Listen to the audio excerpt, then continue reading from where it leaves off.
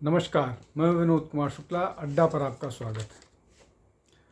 हिमाचल प्रदेश के मुख्यमंत्री ने ये कहा है कि अब वो उनके सरकार के बहुत सारे मंत्री 2 महीने की तनख्वाह नहीं लेंगे। ऐसा इसलिए उनको कहना पड़ रहा है, हिमाचल प्रदेश की आर्थिक स्थिति या हिमाचल प्रदेश की फाइनेंशियल स्थिति इस तरह की हो गई है कि सरकार को अपना जो खर्चे हैं वो मैनेज करना मुश्किल हो रहा है। लोगों को, कर्मचारियों को सैलरी देने का पैसा नहीं, और इस सब से बचने के लिए, इसी मजबूरी के कारण जो सुखविंदर सिंह सुक्खू हैं, हिमाचल प्रदेश के मुख्यमंत्री, उन्होंने इस तरह की घोषणा की है, इस तरह का निर्णय लिया कि अब वो और उनके मंत्रिमंडल के लोग, और उन्होंने ये भी कहा है कि वो एक रिक्वेस्ट करेंगे एमएलए से भी कि वो अपनी तनख्वाह और बाकी जो पर्क्स हैं उनको ना लें। अब ये एक हिमाचल प्रदेश में विकट स्थिति है। उनके पास डिज़ास्टर मैनेजमेंट के लिए पैसा, डिज़ास्टर वाली सिचुएशन में ज़रूरत के लिए पैसा नहीं था, उनके पास सैलरी देने के लिए पैसा नहीं। चुनाव के समय लेकिन उन्होंने बहुत सारी स्कीम्स बातें कही थी और ओपीएस तक लागू करने की बात कही, तो ओपीएस तो अब आप भूल जाइए। अब ये जो बातें मैं आज ऐसा क्यों कर रहा हूँ, अभी कर्नाटक पर भी आएंगे, तेलंगाना पर भी कुछ चर्चा करेंगे, लेकिन ये जो बातें हो रही हैं, ऐसी क्या स्थिति आ गई जिसके कारण कि सरकारों के पास पैसे नहीं हैं।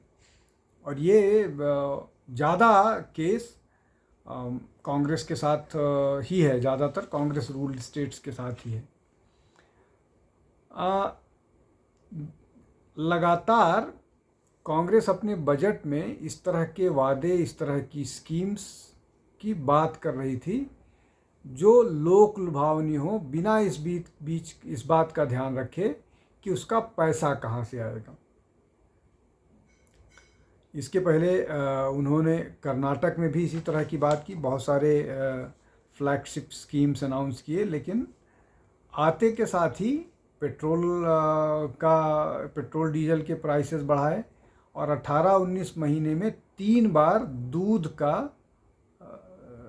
दाम 2-2 रुपए करके बढ़ाना पड़ा। SC/ST जो का फंड है उसका 37% सरकार इन सब कामों में खर्च कर रही है। ये हम कर्नाटक की बात कर रहे हैं। कर्नाटक में बस का किराया बढ़ गया,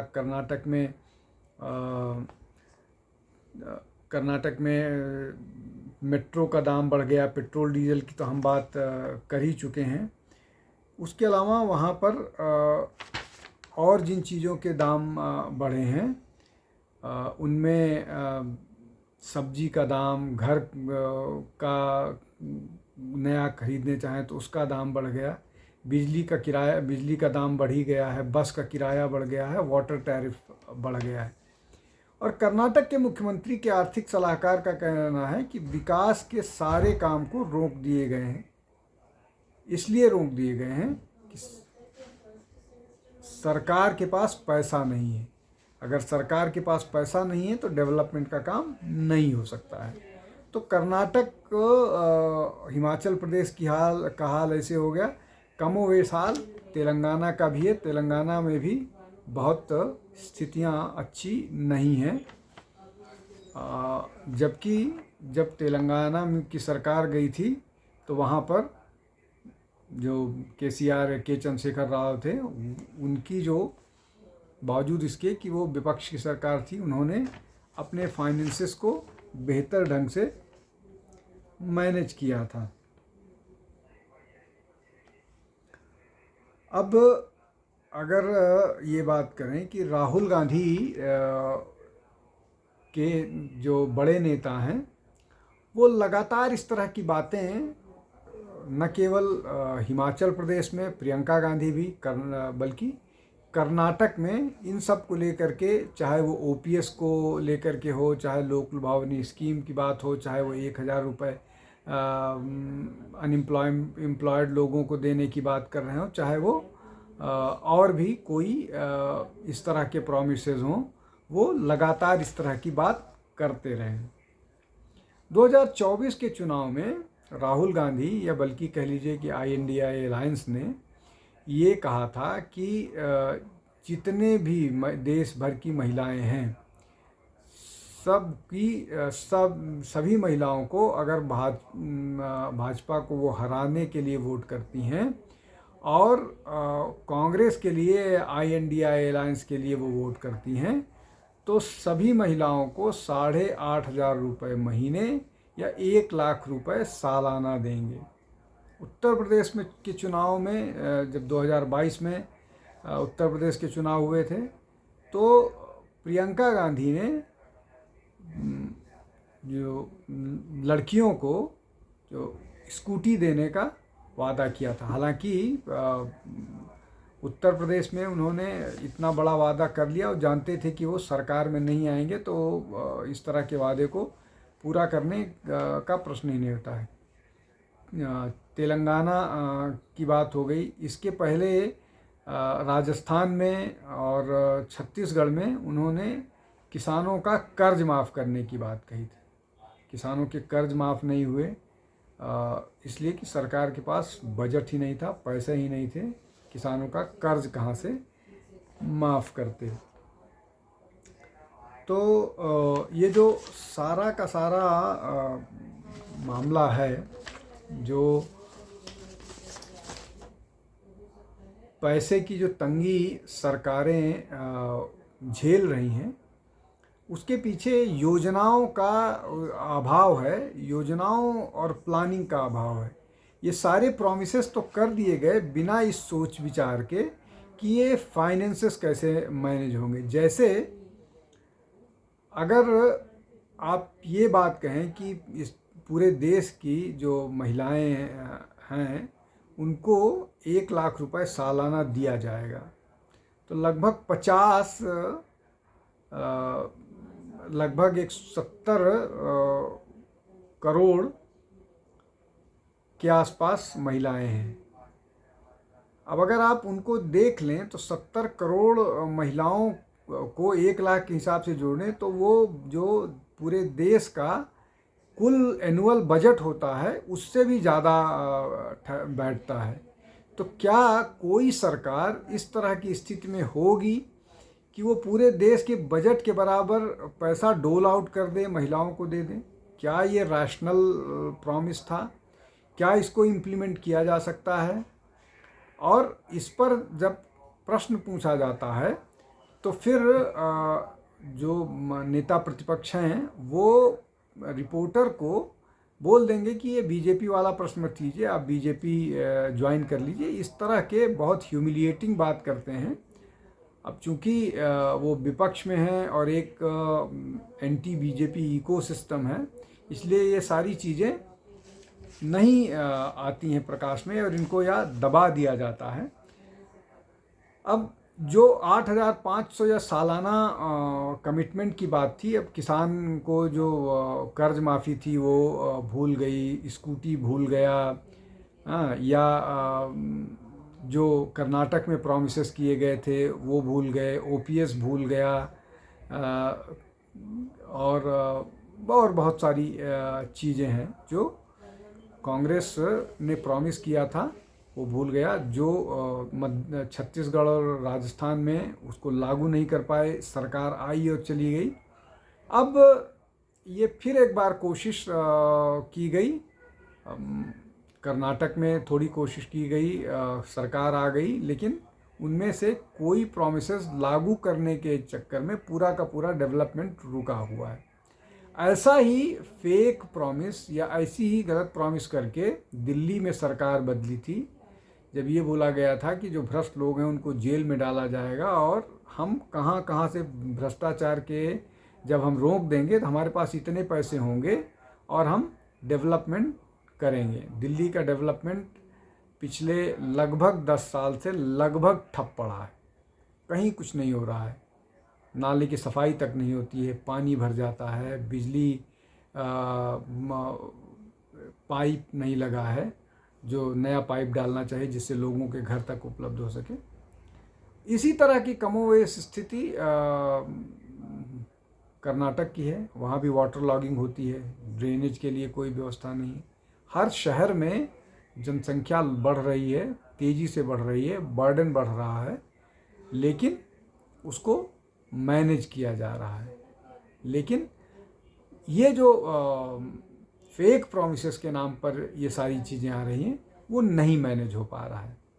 और कांग्रेस में जो कहा जाता है कि कांग्रेस में एक से एक अर्थशास्त्री हैं जो ज्ञान देते रहते हैं, क्या राज्यसभा के अलावा पूर्व प्रधानमंत्री मनमोहन सिंह पूरी तरह से रिटायर हो चुके हैं? वो नहीं सलाह दे सकते हैं कि जो वो प्रॉमिसेस कर रहे हैं उसको कैसे लागू किया जाए, या उनकी सलाह नहीं अब ली जाती है, या उनको सिर्फ तब उनसे कहा जाता है बोलने के लिए जब मोदी पर कुछ निगेटिव कमेंट करना होता है,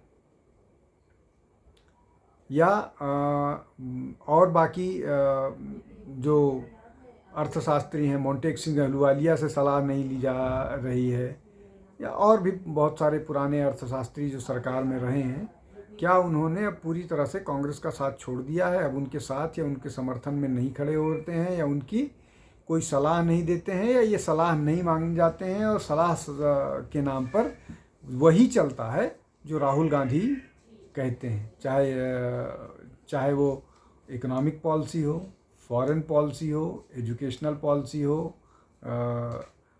इंटरनल सिक्योरिटी का मतलब हो मसला हो, डिफेंस का मसला हो। क्या अब इन सब मामलों के एक्सपर्ट सिर्फ राहुल गांधी और कोई सलाह नहीं देता है? या उनके सलाहकार जो दो हैं, एक जो ओवरसीज़ कांग्रेस के प्रमुख हैं वो, और दूसरा मीडिया के जो प्रमुख हैं वो जयराम रमेश और दूसरे व्यक्ति। तो क्या ये ऐसे ही चलेगा और लगातार सरकार पर, लगातार जनता पर बर्डन डाला जाता रहेगा, और उसमें उस पर जब कोई प्रश्न करेगा तो उसका जवाब देने की बजाय बीजेपी, आरएसएस, विश्व Hindu Parishad, saffron politics, saffron वो, इस पर ही घूम फिर के सारा मामला आएगा। इससे कब तक कांग्रेस लोगों को बहलाती रहेगी या लोगों को विषय पर आने से रोकती रहेगी? राहुल गांधी जब ये सारे प्रदेश इस तरह के क्राइसिस में जूझ रहे हैं, तो वो जा करके कहीं पर जूडो और इस तरह के जो मार्शल आर्ट हैं उसकी ट्रेनिंग लोगों को दे रहे हैं, और एक नई यात्रा की उन्होंने घोषणा की है। अब उस यात्रा में भी बहुत सारे नए प्रॉमिसेस निकल करके आएंगे। उन प्रॉमिसेस को कितना ये लागू कर पाएंगे, कितना इसका क्या मतलब निकलेगा, ये तो यात्रा शुरू होने और ख़त्म होने के बाद देखेंगे। लेकिन बहुत सारे मसले ऐसे हैं, विशेष रूप से आर्थिक मसले, जिनको लेकर के कांग्रेस लगातार उलझती जा रही है और बहुत बुरी तरह से उलझी हुई है, लेकिन उसका कोई समाधान नहीं दिख रहा है। ये समाधान कैसे होगा, कौन करेगा, कहाँ से इस पैसे आएंगे जो प्रॉमिसेस किए हुए थे? उसका सबसे खराब उदाहरण ये है कि जैसे ही चुनाव के परिणाम आए और कांग्रेस को 99 सीट मिली, इनके सारे दफ्तर में महिलाओं ने भीड़ लगा दी कि आप चुनाव जीत गए हो, हमारा पैसा दो। तब ये कहेंगे हम अब चुनाव हार गए हैं, लेकिन जब दूसरी बात करनी होगी तो अपनी जीत की अपनी पीठ थपथपाएंगे। तो क्या कांग्रेस की जो नीतियां हैं वो न केवल प्रदेशों को, बल्कि अगर वो सरकार में कभी आते हैं तो इस देश को फाइनेंशियल मेस में ले जाने वाली हैं? सोचने वाली बात है। आज के लिए बस इतना ही। हमारे साथ आप जुड़िए, हमारे चैनल को लाइक कीजिए, शेयर कीजिए, सब्सक्राइब कीजिए। बहुत बहुत धन्यवाद। नमस्कार।